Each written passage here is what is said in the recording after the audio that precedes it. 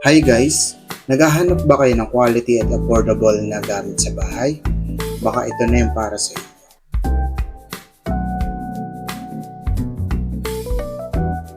Okay guys, bali ito pala yung MyMate Multifunctional Blender. Ang mga kasama niya ay meron siyang pang-blend ng mga bawang, sibuyas, paminta. Dito naman, yung mga carrots, gulay. Tapos sa malaki, yung mga fruits. Sa max power naman ng blender, meron siyang 200 watts. Bali ito guys, sobrang hina lang nito sa kuryente at talagang makakatipid kayo.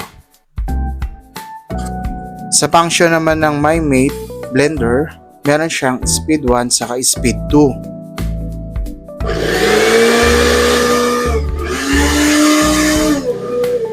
Tapos ang 0 ay off.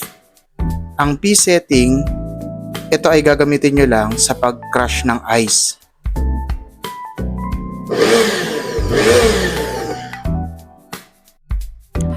Okay guys, for only 589 pesos, magkakaroon ka na nitong MyMate 3-in-1 Multifunctional Blender.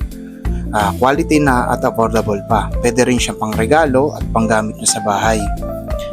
Guys, don't forget to like and subscribe my YouTube channel and paki-follow and share naman ng aking video. Thank you!